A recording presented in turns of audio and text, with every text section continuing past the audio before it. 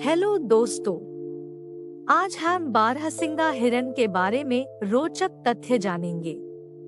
Video को last तक देखें। वीडियो को लाइक, शेयर और चैनल को सब्सक्राइब जरूर करें। ठंडी जलवायु में रहना आसान नहीं है, लेकिन हिरन ने इसके लिए अच्छी तरह से अनुकूलित किया है। विकासवादी प्रक्रियाओं के दौरान इस जानवर ने कम तापमान को सहन करना, विरल वनस्पतियों को खाना और शिकारियों से सफलतापूर्वक बचना सीख लिया है। बारहसिंगा उन कुछ प्रजातियों में से एक है जो उपार्कटिक क्षेत्र में पनपती है, और यह इसके लिए धन्यवाद था कि सुदूर उत्तर का विकास एक बार संभव हो गया। तो वैज्ञानिकों के अनुसार लगभग 20 अलग-अलग लोगों का अस्तित्व अब हिरन पालन पर निर्भर करता है। रेनडियर के अनोखे खुर मौसम के अनुसार बदलते रहते हैं। गर्मी के आगमन के साथ वे नरम हो जाते हैं और सर्दियों में नरम पैड गायब हो जाते हैं। यह जानवरों को बर्फ पर फिसलने से बचाने में मदद करता है और हिरन काई की तलाश में अपने पैरों से अधिक प्रभावी ढंग से बर्फ खोदता है। वे टुंड्रा और टैगा में रहते हैं और टुंड्रा उपप्रजातियां आकार में कम है। उत्तर के कुछ स्वदेशी छोटे लोगों के लिए घरेलू हिरन निर्वाह का मुख्य साधन बन गए हैं और उनकी संस्कृतियों में एक महत्वपूर्ण स्थान ले लिया है। अमेरिका में हिरन को कारिबू कहा जाता है। उनकी त्वचा पर फर अंदर से खोखला होता है, जिससे वे गर्मी बनाए रखने में अविश्वसनीय रूप से कुशल होते हैं। यही कारण है कि स्थानीय लोग बारहसिंगे की खाल से बने फर के कपड़ों को बहुत महत्व देते हैं।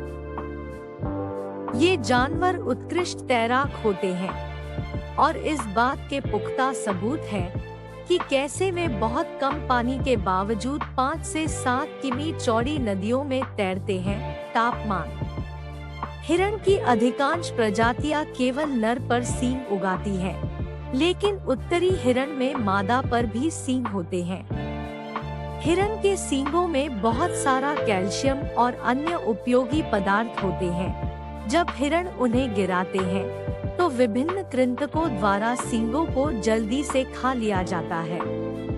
मादा बारहसिंगा अपने सींग नर की तुलना में बहुत बाद में गिराती है। वे सर्दियों की शुरुआत में ही उनसे छुटकारा पा लेते हैं। दैनिक ये सुंदर जानवर भोजन की तलाश में 25 से 30 किमी तक की यात्रा करते हैं। पृथ्वी पर सभी स्तनधारियों में से बारहसिंगा ही एकमात्र ऐसा है जो पराबैंगनी स्पेक्ट्रम में देखने में सक्षम है। नवजात हिरन जन्म के 1 घंटे बाद ही स्वतंत्र रूप से चल सकता है। हिरन का दूध गाय के दूध की तुलना में 5 से 6 गुना अधिक मोटा होता है और मूस के दूध से लगभग 2 गुना वसा होता है। गर्म मौसम में वे बहुत सारे मशरूम खाते हैं, इसलिए स्थानीय लोग उन्हें नहीं चुनते हैं। यदि वे सभी मशरूम खाते हैं, तो हिरणों की आबादी में कमी आ सकती है, जिसका अर्थ है शिकारियों और मछुआरों सहित कई स्थानीय लोगों के लिए निश्चित मृत्यु। हिरन समुद्र तल से 2 किलोमीटर की ऊंचाई तक पाए जाते हैं, हालांकि वे ज्यादातर निचले इलाकों में रहते हैं। खुरों के पास उगने वाले मोटे बालों के लिए धन्यवाद, वे न केवल बर्फ में गिरते हैं, लेकिन वस्तुतः उस पर कोई निशान भी नहीं छोड़ते। हिरन का ठंड प्रतिरोध आंशिक रूप से उनके चमड़े के नीचे की वसा की मोटी परत के कारण होता है। हिरन की अधिकांश प्रजातियों की नाक पर बाल नहीं होते हैं, लेकिन उत्तरी हिरन की नाक पूरी तरह ऊनी होती है, क्योंकि वे अक्सर अपने चेहरे को बर्फ में डुबो देते हैं।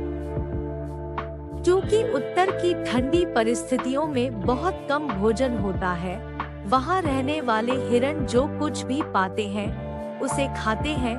पत्ते, मशरूम, जामुन, काई और लाइकेन। कभी-कभी वे छोटे जानवरों या पक्षियों के अंडे भी खा सकते हैं। वयस्क बारहसिंगा 2 मीटर लंबाई और 1.5 मीटर ऊंचाई तक पहुंच सकता है, जिसका वजन 200 से 210 किलोग्राम तक हो सकता है। नर अक्सर मादाओं से लड़ते हैं, लेकिन वे शायद ही कभी मरते हैं। यद्यपि सींग एक दूसरे को ईर्ष्यापूर्ण नियमितता के साथ तोड़ते हैं। लगभग हमेशा मादा बारहसिंगा केवल एक शावक को जन्म देती है। हालांकि ऐसे भी मामले थे जब एक साथ 3 या 4 भी पैदा हुए थे। औसतन उत्तरी हिरण 10 से 15 साल तक जीवित रहते हैं, लेकिन कैद में अच्छी देखभाल के साथ कभी-कभी वे 30 तक जीवित रहते हैं। युवा जानवरों के साथ नर और मादा आमतौर पर अलग-अलग झुंड बनाते हैं। वे केवल शुरुआती शरद ऋतु में एक साथ मिलते हैं, जब प्रजनन का मौसम करीब आता है। जब बर्फ 70 सेंटीमीटर से अधिक मोटी होती है, तो हिरन बर्फ की आच्छादन के नीचे पाई जाने वाली वनस्पति को खाने की तुलना में इसे खोदने में अधिक ऊर्जा खर्च करते हैं।